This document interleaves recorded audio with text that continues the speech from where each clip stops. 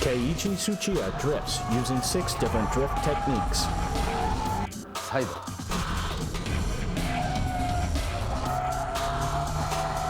シフトロック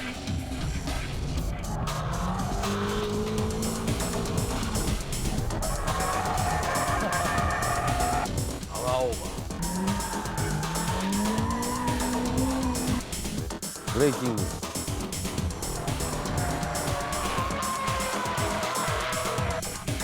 フェイントアクセルオフ In this issue of BMI's Special Edition, we will focus on the art of drifting performed by the Drift King himself, Keiichi Tsuchiya. We'll go through all 6 basic techniques essential to drifting and further analyze how Tsuchiya is using these techniques from various camera angles. Let us guide you to the world of the Drift King's Drift Bible. First of all, we'll take a look at how a drift machine should be tuned and modified. Looking at this S14 Silvia with limited modifications to only the suspension area, you can say that drifting is not about power. Going sideways, relying on only brute power, is not what Tsuchiya aims for. So how should a beginner set up his or her machine to drift like the king? Okay, so what's the least amount of tuning you need to drift? We had lots of stuff done to our car right here, but you don't need to go all crazy to start drifting. First of all, you have to start with the suspension. Then you should also change the brake pads and brake fluid, but that's about it. And if you're lucky enough to be able to spend some more, upgrading the CPU, exhaust system, seats, steering, and shift knob may be a good idea. And as you improve, maybe changing LSDs might be good in the future. Anyway, what I want you all to understand is that you don't need loads of money to enjoy the sport of drifting. Let's check out the 6 basic techniques that Tsuchiya actually applies to drift. See how Tsuchiya triggers the tail to slide with each move. To make it easier to analyze each drifting procedure at low speeds, we'll use the second hairpin at a Bisu circuit going counterclockwise. To begin with, I'll show you what I was doing back in the days, long before anyone recognized me. This should be the entry-level technique for all novice drifters. First of all, I cut the spring shorter on my car, and then you go out and turn your car sideways. There's no difficult weight transition involved here. We'll first use the e-brake to go sideways. Then we'll try what's called the shift lock, and then on to the power drift. That doesn't require much skill. I'll show you these 3 techniques.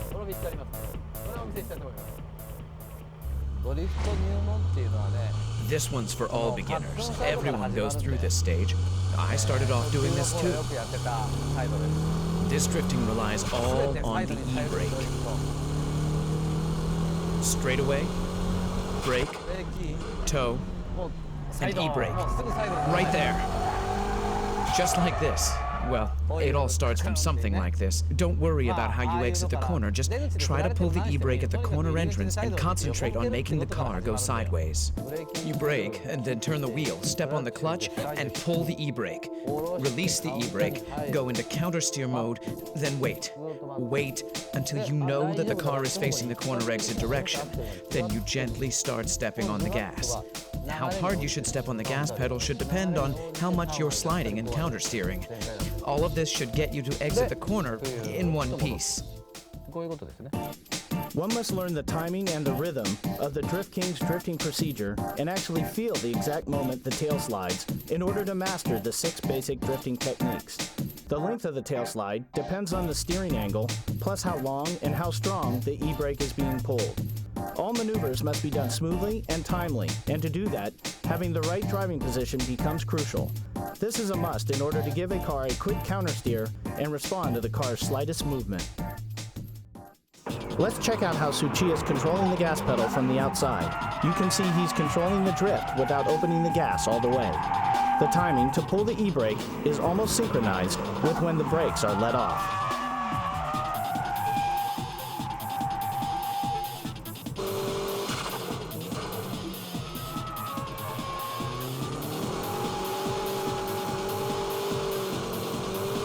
The second technique is the shift lock. Notice that Tsuchiya's right foot is not doing the heel and toe move. Okay, let's now look at the shift lock. I used to do this on snow and wet surfaces. I don't recommend to do this on dry roads, but here we go.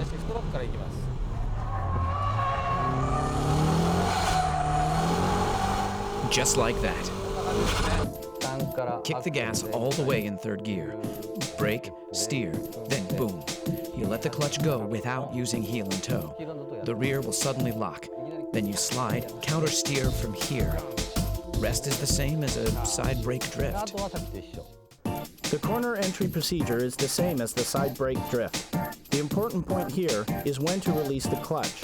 Tsuchiya lets off the clutch just as he eases off the brake and steers in. His braking only lasts for 2 seconds.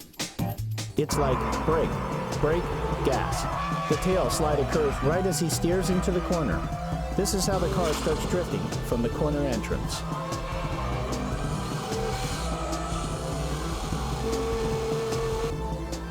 In power over drifts, throttle control is the key.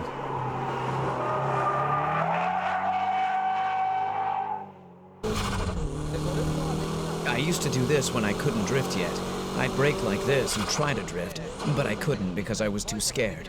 So the only thing I could do was to step on the gas all the way at the corner exit. I used to practice this on the snow as well. When you can't do anything about the strong understeer at the corner entry, you should try this on snow or on a wet surface to practice. Steer into the corner even if you feel the understeer, and at the corner exit, just floor the gas and make your car go sideways, and as you exit, countersteer. This should be the easiest way to drift at the entry level rather than side brake drifting and shift lock drifting. You should practice this on a slippery surface, and remember not to step on the gas until you've reached the corner exit point. Because if you give too much gas before this clipping point, you'll end up understeering. In this case, the corner entry is the same as before, gradually opening up the gas until the clipping point. Then Tsuchiya loosens up the gas for a moment, and then he kicks in the gas pedal to get the tail sliding. Power over drifting needs strong front tire grip. This is the reason why Tsuchiya loosens the gas to make the weight shift to the front. By this time, you've mastered the entry-level drifting. And if you're in control of the car's weight transition, you can pull your e-brake lightly. Just a tad so that people watching can't even tell you're pulling the e-brake. Then you'll learn how to drift using shift lock and braking. But this entry level is a good starting point for all beginners. How is the weight transition being done? Let's check out the braking drift.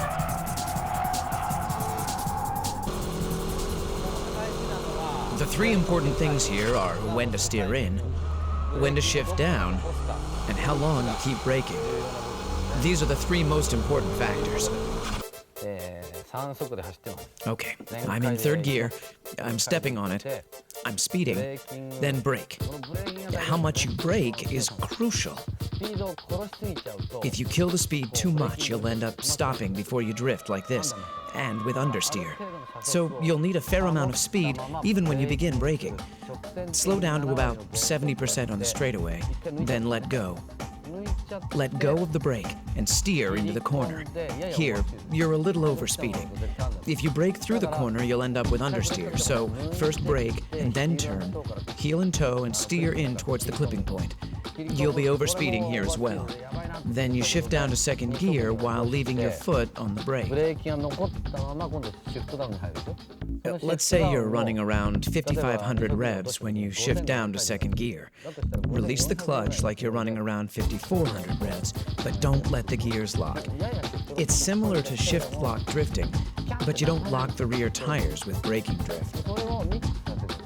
Anyhow, that's how I do it. Sometimes I drift by only braking, like through corners where I can enter and exit in second gear. I step on the brakes, leave the brakes on, then turn, and I brake once again towards the clipping point. Then the car starts to slide. With this kind of drifting, I concentrate on the front and rear brake balance. If only the front brakes work and the rear don't, it's impossible to brake drift. You can't control the shifting weight of the car if only the front brakes work. Obviously, braking is the key here. Tsuchiya is not braking hard at all. He's stepping on the brake with a certain rhythm to adjust the speed. If you coordinate the steering work to the braking, you're a step closer to Tsuchiya's braking drift.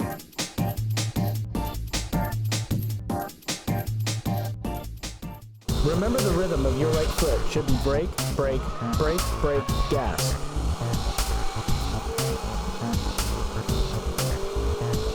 Steering into the corner and shifting down should be done simultaneously.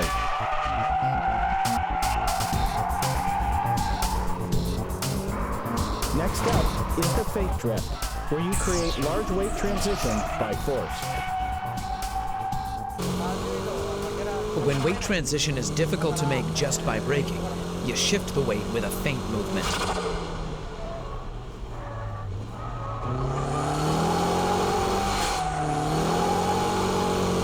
Quickly steer like this, and at this point, my foot is off the gas. And when I juke the car like this, the car bounces back with the weight, and that's when I step on the gas pedal. It's just like a pendulum, and you use that return force to make the weight transition.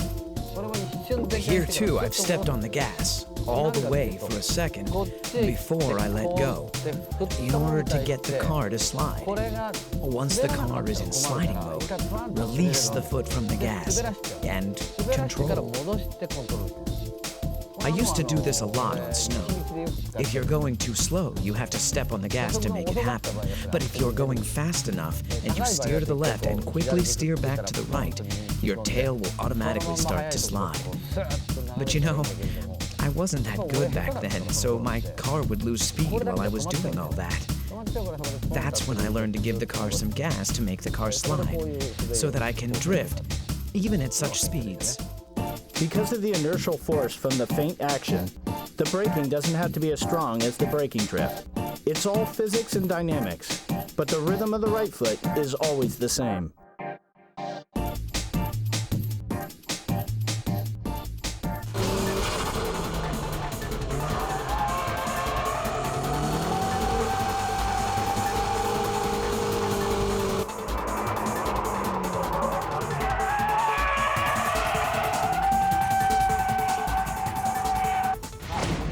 Okay, shall we try this dynamic drifting? This one's pretty difficult, so even professional racing drivers like us can't always get it right. Drifting begins from stepping off the gas, just like the Fuji Speedway's 100R or the final corner at Tsugo.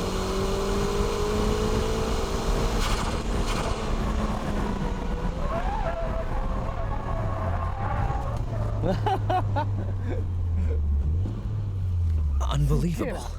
That was awesome. It's so tempting to brake. Here in Ebisu, this 100R corner is a third gear corner.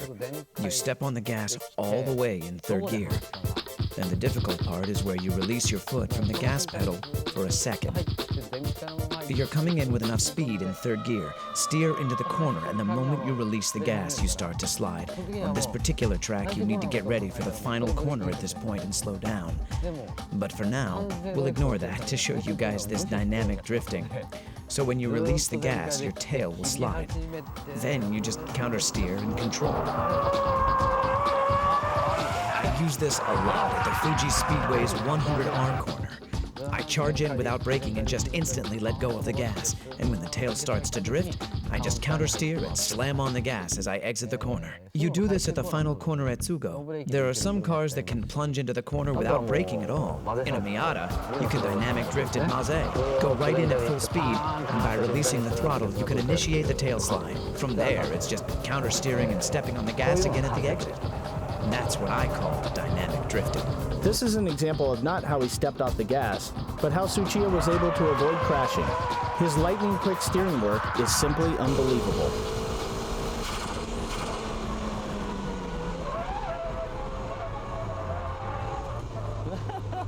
So that was dynamic drifting, which is the ultimate form of all drifting. That wraps up the 6 basic techniques of drifting. I won't recommend the dynamic drifting at the early stages of learning how to drift, since it can be dangerous. With the mastering of all these 6 basic techniques, you too will be able to drift like a pro. The first thing you have to do if you want to take up drifting is not to be afraid. Try to have fun. Don't think too much about weight transition, dynamic drifting, and your suspension setup. Visit a track, go out there and start pulling the e-brake. That's the best way to learn how to drift. After you get the hang of it, try to use all 6 techniques in various corners. Take your car to as many tracks as possible and try different styles of drift. And again, be safe and have fun. The art of Tsuchiya's drifting is that no matter which track it is, or what car he's driving, he can drift beautifully. Why is this possible? Let's see why Tsuchiya is called the Drift King at Maze Circuit.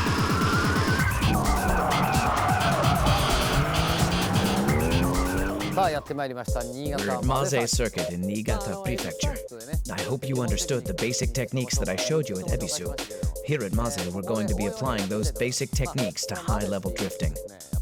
As you can see from the track layout, Maze Circuit is composed of many types of corners, from low to mid-speed corners to high-speed corners, where I can show you the e-brake drifting, power-over drifting, and dynamic drifting. Well, the dynamic is too dangerous here, so we'll try a combination of the brake drifting and dynamic. And we'll show you how to do this with various types of cars, actual cars that you might own. I'll show you how to drift with cars that won't turn well, or have strong oversteer, or even cars with very little power. Here is a demo run by Tsuchiya in a nicely tuned S14 Silvia. I have to warm up my tires first. This slightly wet condition can make the car oversteer or understeer in certain corners. So, let's warm up the tires and the brakes first. How will Tsuchiya control his S14 on this surface? The G-ball will indicate the weight transition at each corner.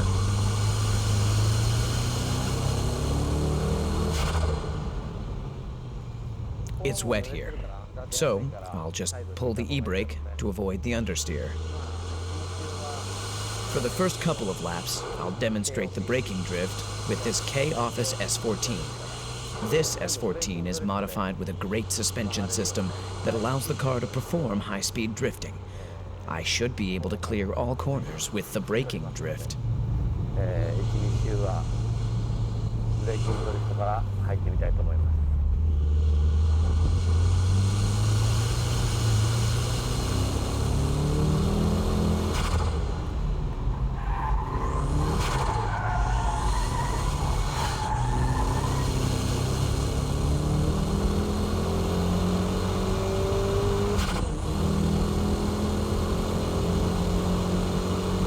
You know, no matter which track you're at, which corner you're going through, what you have to do is basically the same.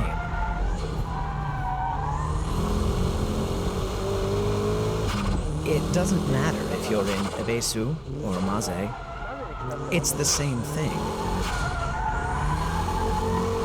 Braking drift is controlled by the braking power, your braking touch. Oh, it's wet here, so I should take it easy. According to the length of each corner, you need to adjust the force of your braking.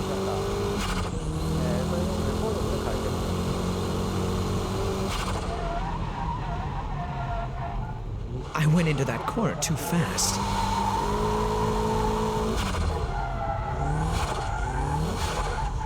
It's all wet here.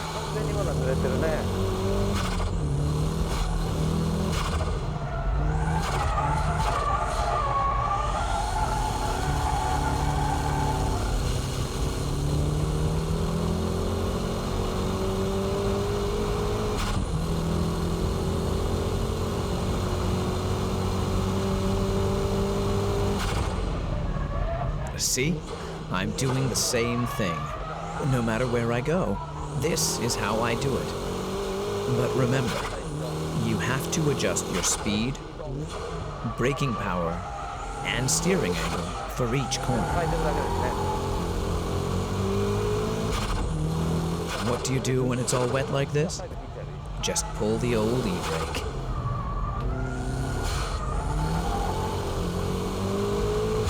In corners where understeer is strong, just pull the e-brake. It's best not to use it too much, but you can do it when you're still learning. Oops, that was understeering right there. Here again.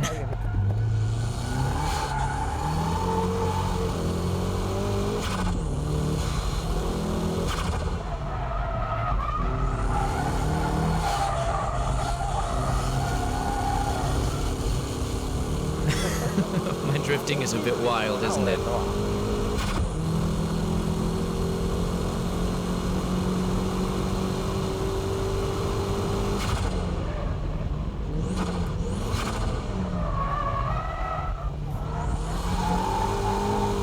That corner entry began as a braking drift, but towards the exit I switched to dynamic drifting.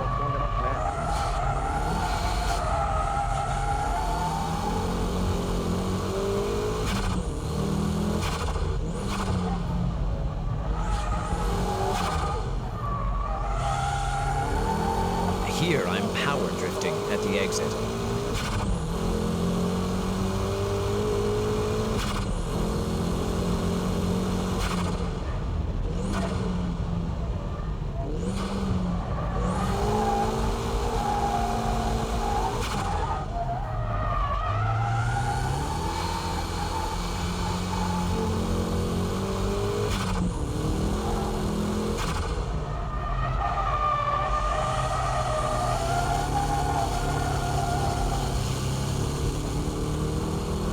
Yeah, this is how I do it. That's almost like dynamic because I only touch the brakes just a bit. It's a combination of braking and dynamic. Brake and shift down to second. Ride the brakes a little, then transfer the weight to the front. And from here, it's power drifting. I'm going uphill here, so I'll give it a little more braking so that I can get a stronger weight shift and leave a little braking here as well.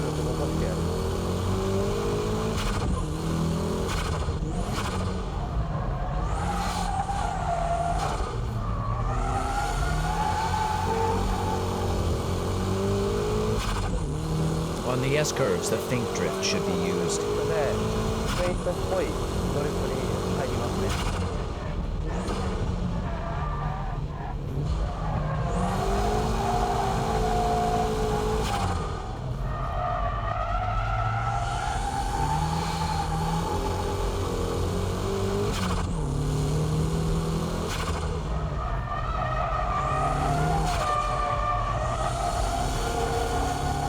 It goes like this.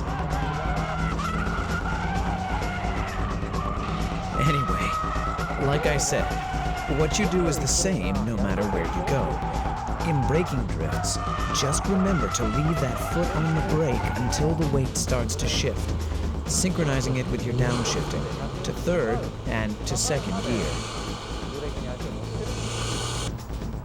The car will automatically turn in, and then the car will either lose front grip or lose traction in the rear. You let the rear lose grip by adjusting the brake pedal.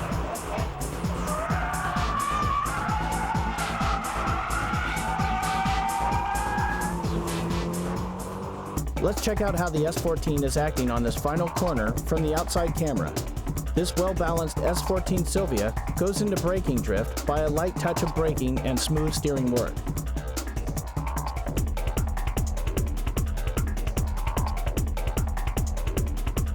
This time, let's check the onboard footage from another lap. Look at the braking. Just like at Ebisu Circuit, Tsuchiya is getting the tail to slide by pumping lightly on the brake.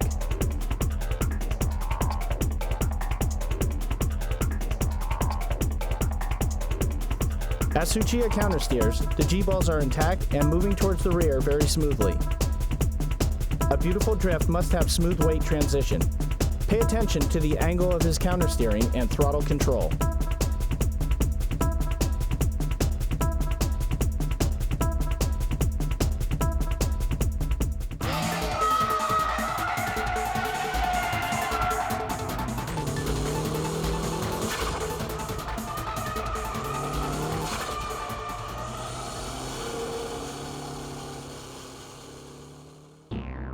Okay, like I said, there are cars that don't turn well, resulting in strong understeering. Here we have the Hachiroku and the S13, both which are notorious for understeering and weak front traction. If the car is this low, I don't think the suspension has enough travel. Anyway, even with cars like this, you can get them to go sideways. But how? Well, let's try it out. What do you do if you think there's going to be understeer?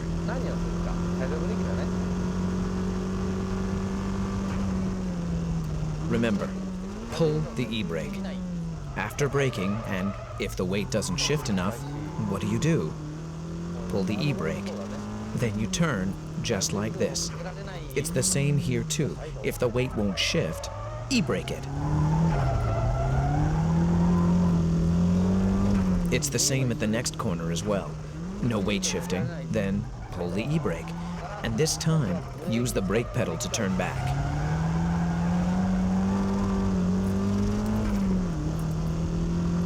That wasn't so hard, right?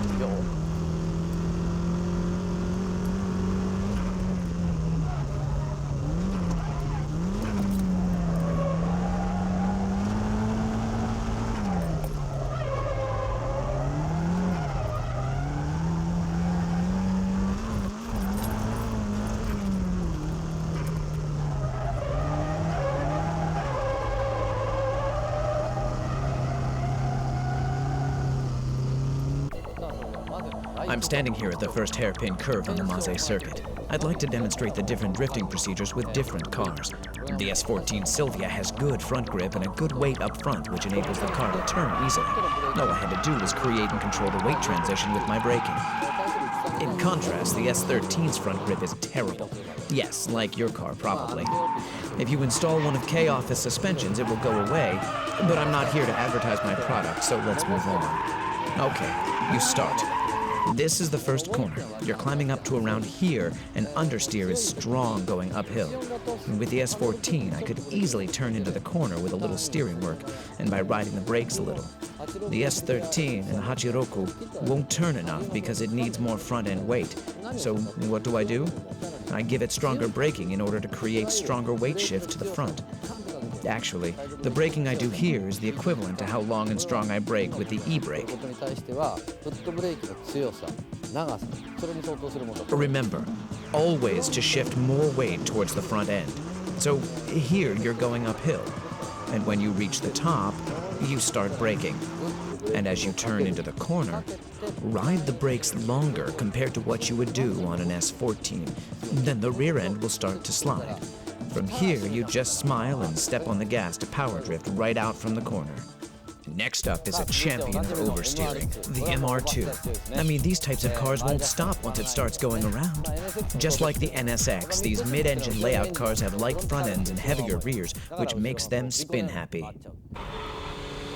Oof, that was close. When I ride the brakes like I did with the S14, this happens. Adjusting the pressure you brake with and how long you brake entering the corner is the key here. The difference between the S14 and the MR2 is the braking power you apply.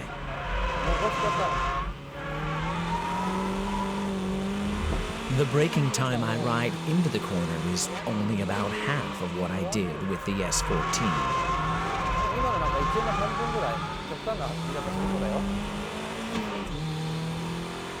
Right here, I quit braking already.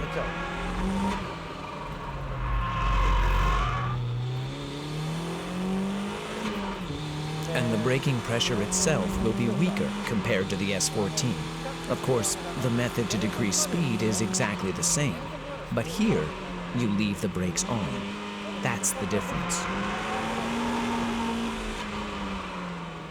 Here, you begin your countersteer a bit earlier.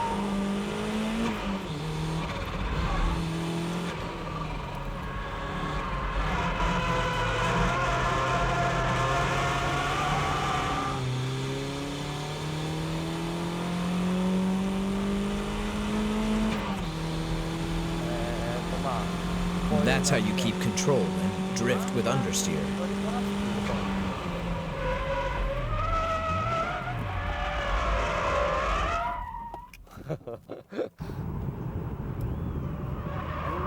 Oops. Yeah, I thought I had that on. But hey, even monkeys fall from trees. The car had too much speed on that one. So, the important thing here is to keep the weight transition smaller. Delicate weight shifting is the key here. Like here. I go in like this, but I'll let go of my brakes early.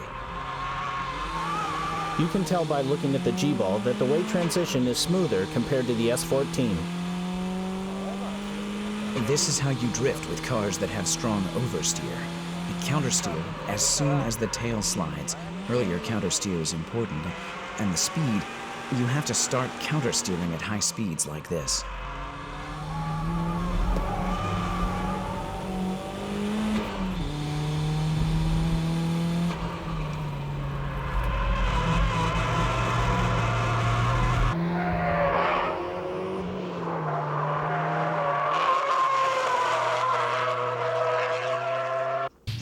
That's how you drift with oversteer cars like the MR2. The difference between the cars I've shown today is like this.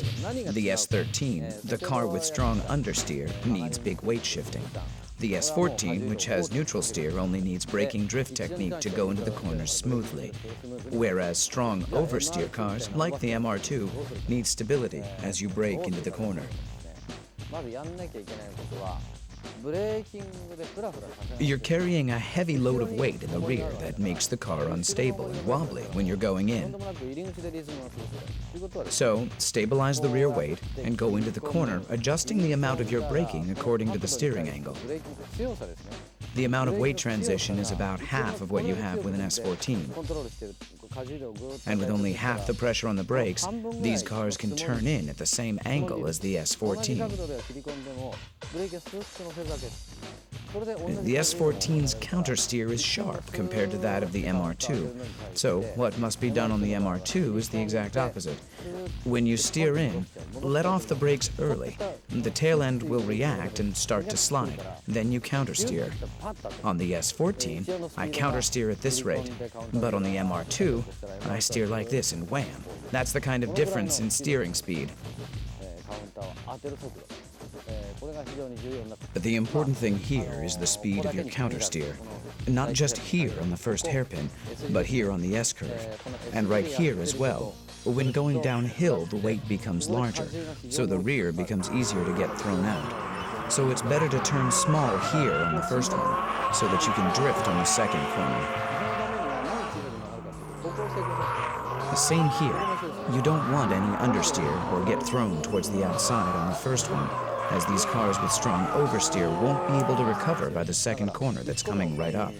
So just turn small on the first one, and on the second one, just lightly step on the brakes or let go of the gas to get the momentum change. Then you can control with a quick countersteer. Compared to FR cars, these mid-engine cars have good traction. Therefore, the driver has to act quickly and perform the next move earlier. You can wait for the tail slide to ease down a bit before you hit the gas on FR cars.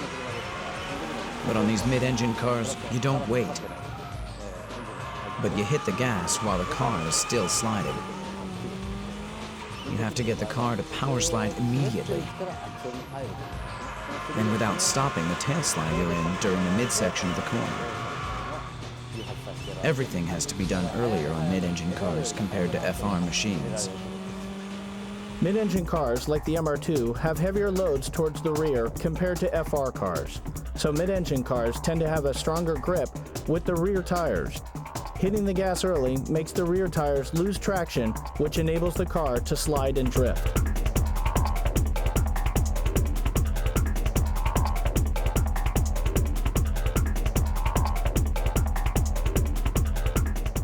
The big difference between the S13 and the S14 is that the action needed to trigger the tail slide is smaller. You don't need big braking maneuvers or steering work to slide the tail and drift.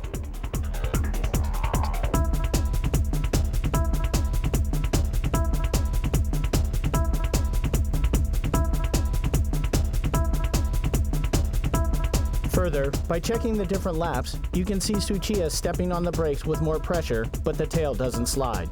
So he gives it gas, but even that doesn't make the car slide. The last thing he did was letting off the gas to get the car to go sideways. This proves how Tsuchiya can instantly change his applied techniques according to the situation he is facing.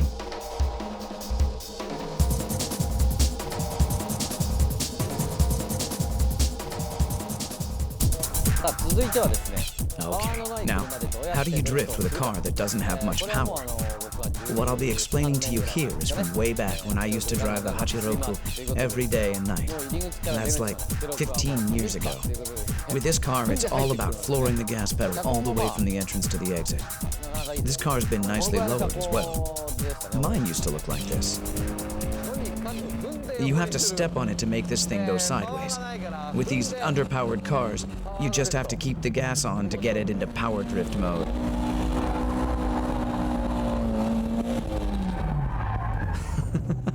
I just killed the power. But it's great that I can constantly floor this thing.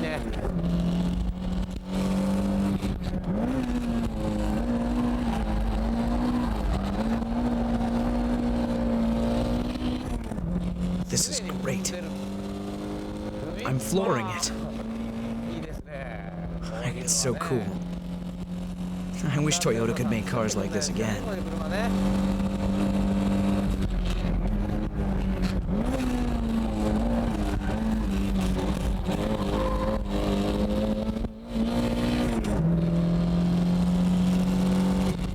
Shift down and put the pedal to the metal. It feels great. Just the right amount of power to have fun.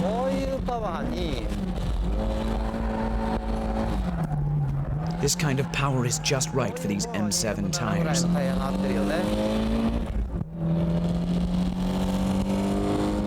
Feels good. Now, this is fun.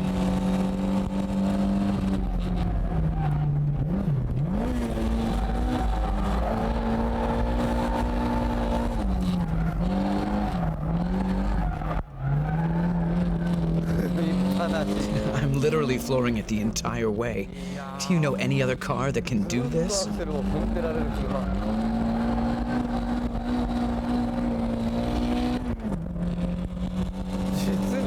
It's just great. What I'm doing is simply turning the car with the gas pedal.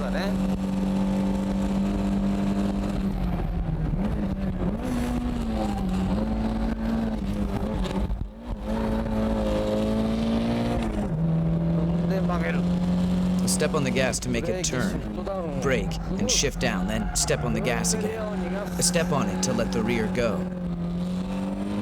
You have to keep revving it within the torque band.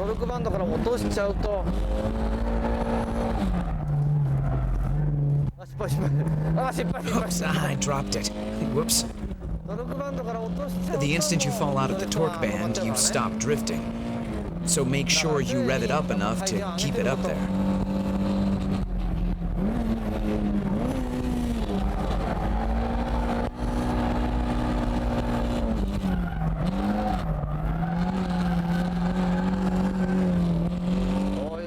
This is what I mean.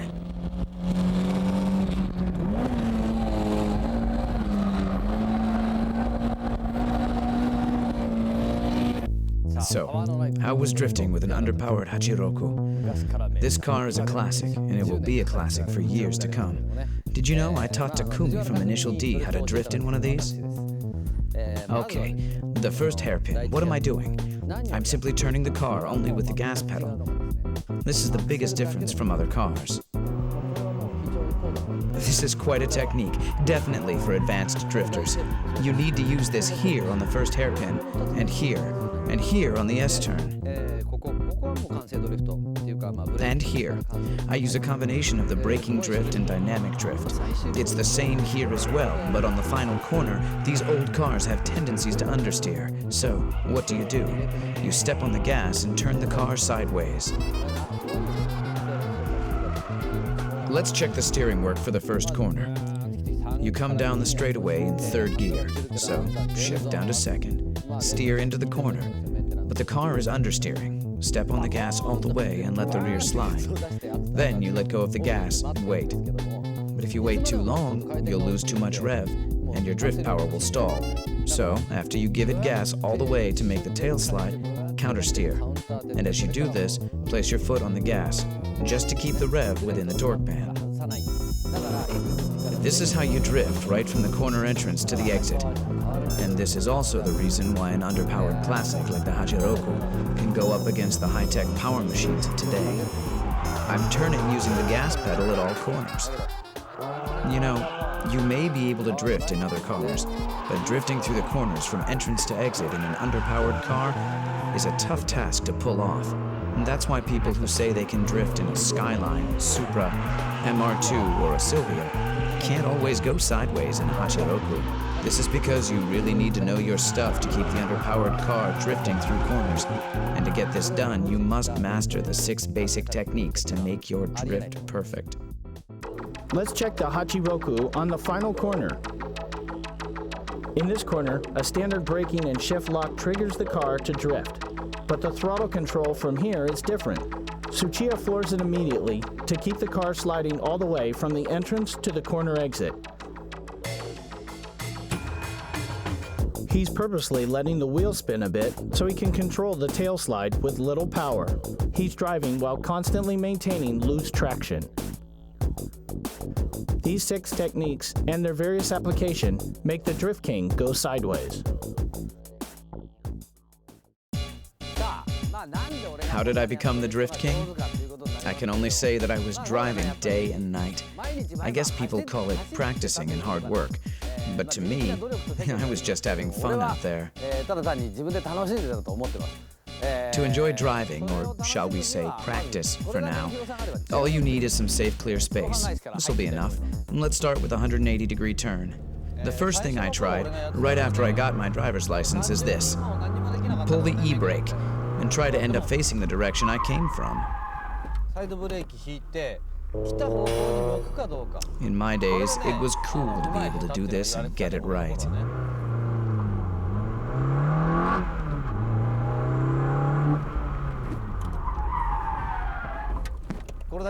You know, you guys have these cones or pylons now, but in my days, we didn't have anything like that, nor were we smart enough to think of using one. If I had these cones back then, I would have improved much faster. Obviously, in the beginning, I couldn't get it right like this. It used to be like this. I was scared and didn't know how fast I should be going, so I would stop like this. But turning the car in the direction that you came from, without stopping the engine, means that the driver is stepping on the clutch to turn the car around. In the beginning, it's okay to mess up and stop facing the wrong direction, or even stall the engine. But don't get scared. Just try it in a safe, closed environment. And once you learn how to turn 180 degrees with an e-brake, your next step should be making 90-degree turns. I never did this on the streets. The important thing is to keep trying, and of course, practice in a safe place. Turning 90 degrees is a cool trick. Let's say this is a right-angle corner, and you go like this. This 90-degree turn is easy once you get the hang of pulling the e-brake, adjusting your speed, and countersteering to face the right direction. Once you master these 2 techniques, you'll want to install an LSD. You'll be able to turn 180 degrees and move on to doing 360s without stalling the engine. But remember, this is after you've completed the 90 and 180-degree turns. Believe me, you will be able to do this only if you know the basic techniques of sliding the car from a simple tail slide to a power slide, adjusting the drifting with your gas pedal. The LSD really comes after you master the basic techniques. The important thing here is to discover how much fun it is to play with your car. Like here, I can turn just by pulling the e-brake. When you learn to do this correctly, you'll want to do it on the track. The main objective of this special training program is that you have fun driving your car. If you have fun, you'll be calm enough to sense the behavior of your car, and at the same time, you won't be scared of your tail sliding anymore. Tsuchiya says that if you go through these training programs, you'll be able to drift on track for sure. Watching this DVD should enable you to look over the weak points of your driving, and from there, try out the various drifting techniques that Tsuchiya has illustrated. The lesson continues.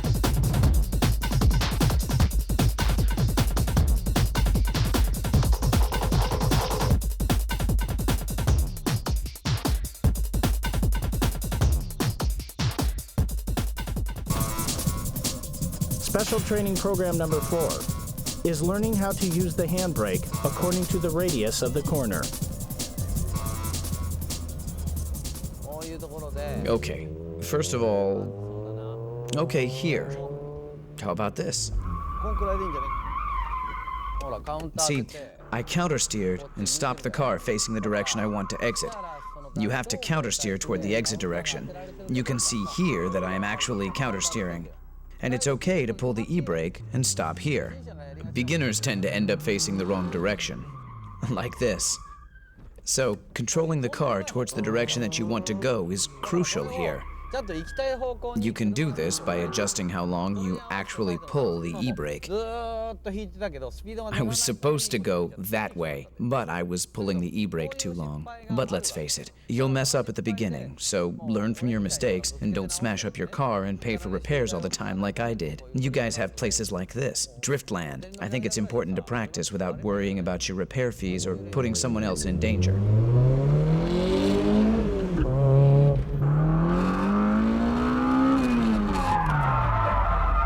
See, here. I'm pulling the e-brake too long, letting the car slide too much.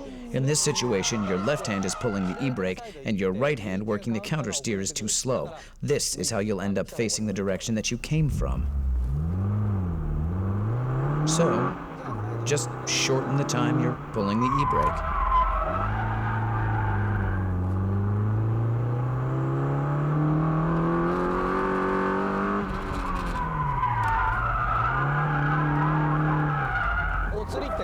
This is what happens when you steer too much. This was a good example. As you just saw, I began countersteering too late, and then I recovered the countersteer too late.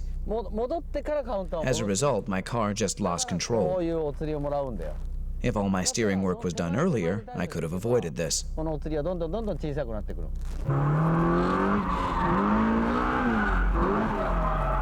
If you end up doing this, just hit the brakes and stop the car. Take a deep breath and calm down. You won't get anywhere trying to recover from this state, so just stop the car and chill, okay? And start from zero all over again. Okay, let's review the training program. I admit that this training needs effort, but you want to have fun too. So find a safe place to practice and start from the 180-degree turn. Then try the 360, but you need an LSD to do this.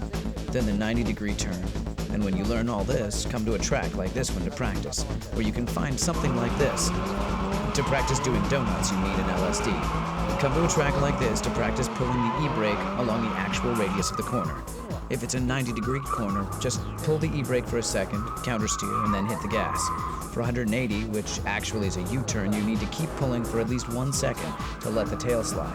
So practice and learn to get the feeling of what kind of speed, angle, and steering work is needed for various turns. I said practice, but you'll have so much fun, you won't feel like you're practicing at all. You'll have a lot of fun, I can guarantee that. Until you can do all of this with your eyes closed, you'll be spending a lot of your pocket money on tires. You know, if you can't afford new tires, just get some nice ones for the front and go to a scrapyard for the rear tires. Used tires from a scrapyard can be put to good use on a drift machine. After you practice with used tires and become better at drifting, well, let's say you can countersteer and kick the gas in towards the corner exit and drift properly once every 3 times. You're now ready to get some good tires on all 4 wheels. At this point, you should be wearing the same tires in the front and the back. With new tires, you're dealing with real grip. And here, maintenance is very important. If you are like me, and you love cars, you have to take good care of them. right?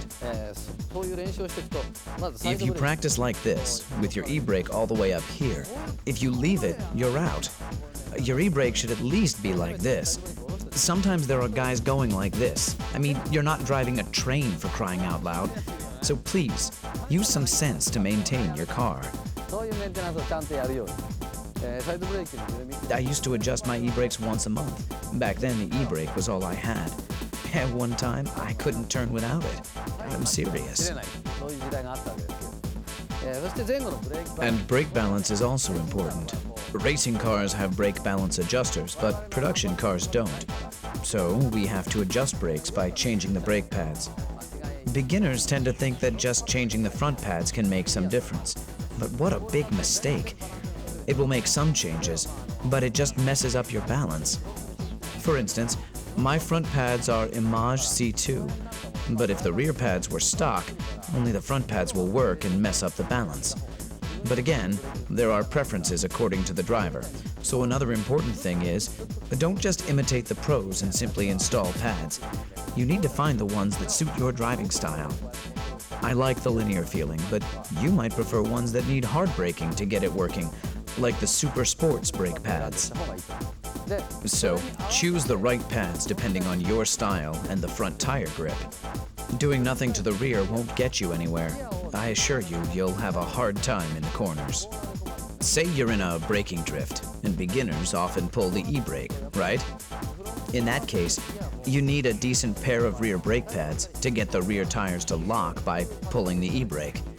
Plus, if you're wearing poor grip tires on the rear, it's easier to lock them with decent rear pads. すぐもうリアがロックするからドアタイヤ入れてると。で、 When you become an intermediate drifter, you can now step on the gas when you're tail sliding, right? If you drift for 5 days a week like I used to, you need to overhaul your LSD once every month or so. 2ヶ月のうちにはもう LSD のオーバーホール。これに入ってる。 This means if you go drifting once a week, you'd need an LSD overhaul at least once every 8 months or so. An LSD that needs an overhaul feels like a viscous LSD, and it's not fun at all. The car won't exit properly, and sometimes kills the drifting. You only end up with worn-out rear tires because the inner wheels keep spinning. It just ruins the fun of drifting.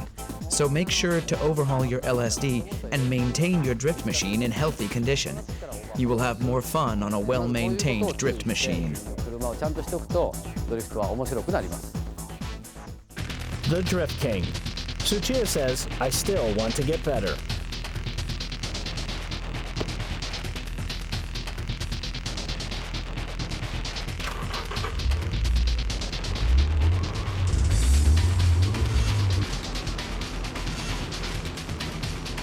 This is Tsuchiya's flat-out drift attack at Ebisu Circuit.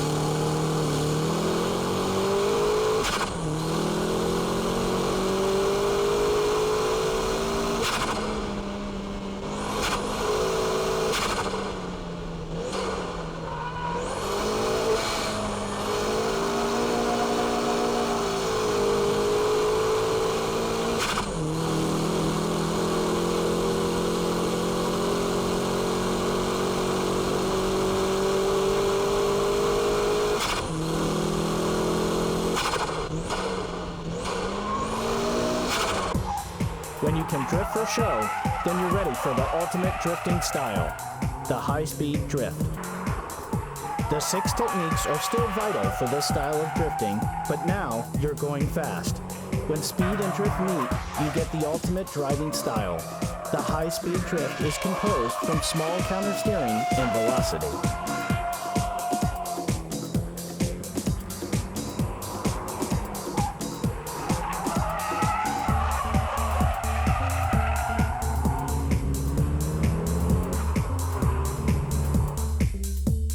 high-speed drift needs braking delayed to the absolute limit, instant steering work, and all-out cornering exit skills. Every movement needs to be orchestrated precisely.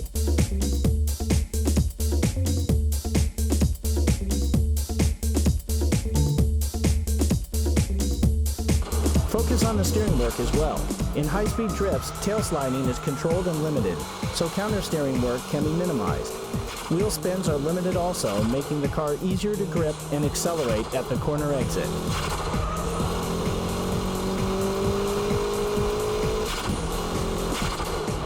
Let's compare the high-speed drift and the show drift laps at Ebisu. Show drifts keeps drifting from the entrance to the exit.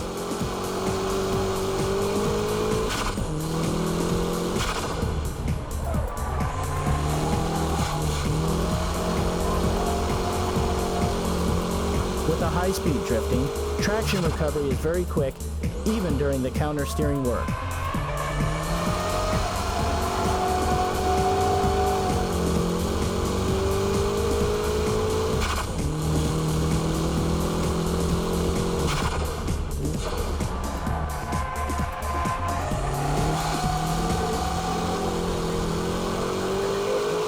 The steering angle is kept at a minimum as well.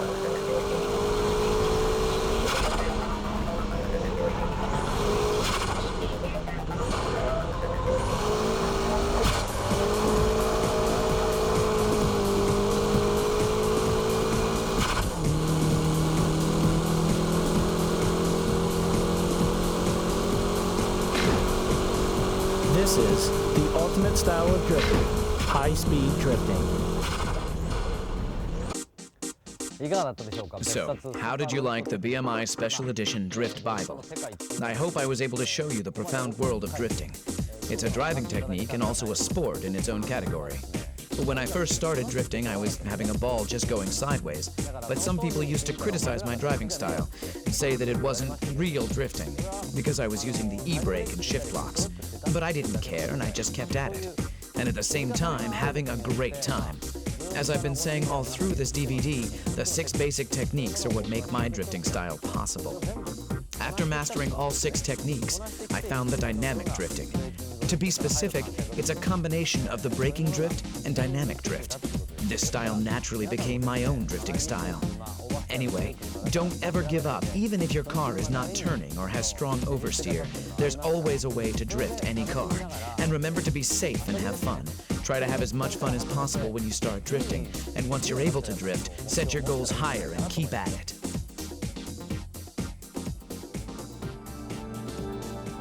Aim to become the next Drift King.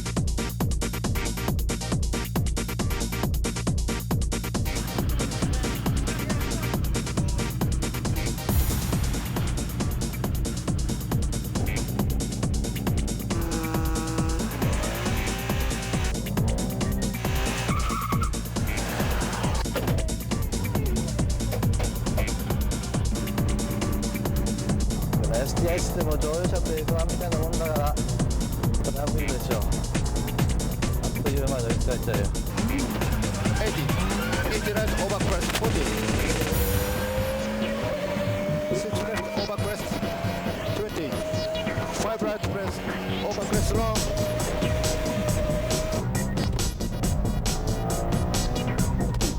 なんか今もう後ろにチラッと見えたいな。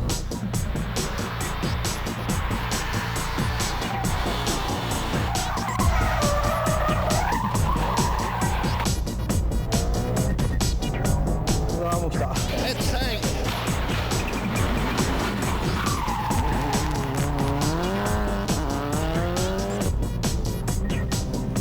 ナビゲーターいるとすごい楽なんだろうな。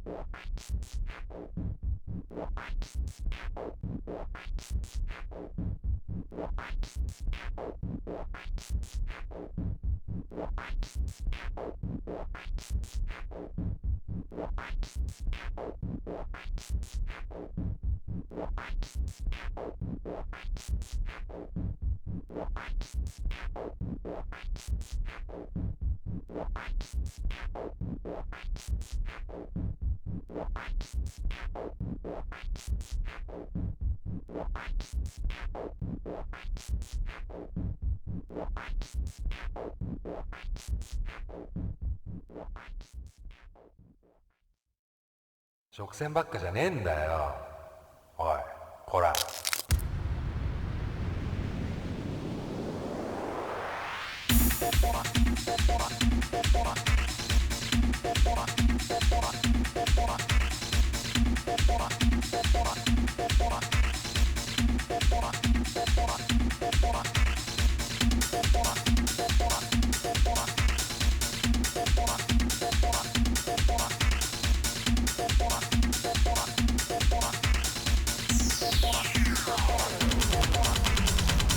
そんな面白いか。